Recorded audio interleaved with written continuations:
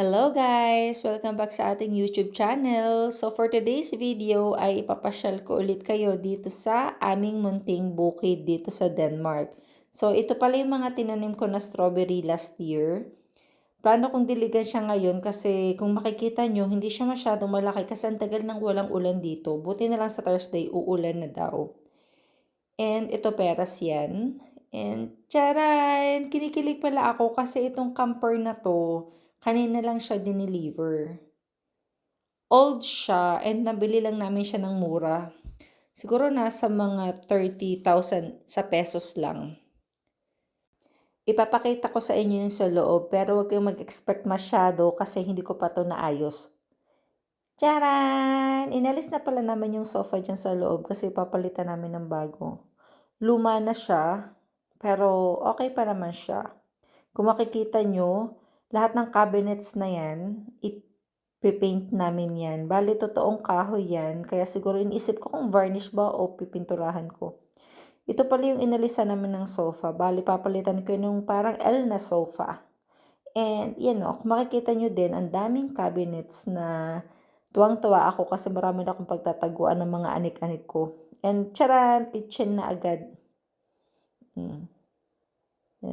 Parang dyan na din ako maglalagay ng table para pinaka-dining namin. Kasi maliit lang kasi to. And ito naman yung aming pinaka-lababo na nagtatago sa ilalim yan. Tapos dito naman sa kabila, ito naman yung lutuan. Yan. And mayroon din siyang radio at saka para sa heater yan na switch at aircon ata. I'm not sure. Cabinet again. And ito yung toilet. Yan. Hindi ko pa siya nalilinis. Pero maglilinis ako bukas. Babalik ako para maglinis ng camper. And ito na yung kwarto agad. May dalawang bed siya na single bed. Tapos ito yung pinakapinto. Sliding door lang siya. Pero okay na din naman siya. Yan. And yan yung cabinets ulit sa loob ng kwarto. Tapos, diba, napaka-relaxing ng tanawin sa bintana. And ito naman yung pinakalikod niya. Yan. Hindi pa ito yung pinaka-final na pwesto nito kasi aayusin pa namin. Lalagyan namin ng pinakabato yung sa ilalim. Yan, diba? Napaka-peaceful dito. Mas gusto ko dito kaysa doon sa bahay namin sa city. Yan yung mga bato na ilalagay namin sa ilalim ng camper. Pero hindi pa yun yung final na pwesto. Siguro dito banda. Yan. Yung mga bato na ilalagay namin dyan. Tapos para permanent na talaga. So, yun lang. Sobrang saya ko kasi gusto ko talaga meron kaming tambayan dito kapag nandito kami sa bukid. Kasi meron naman dun sa kabila. Kaya lang, sobrang laki niya at saka malamig. You know, yung red na yan, dun kami nag-stay or natutulog minsan.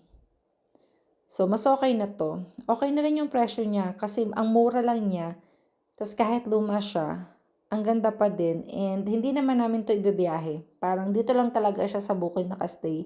And ito pala yung aming cherry na puno. And ito yung isa pa, cherry din yan. So, yun lang. Uuwi na ako kasi magluluto pa ako ng lunch. And thank you for watching. See you again next time.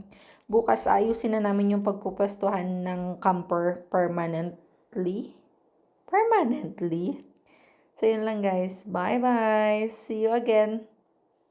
Be kind.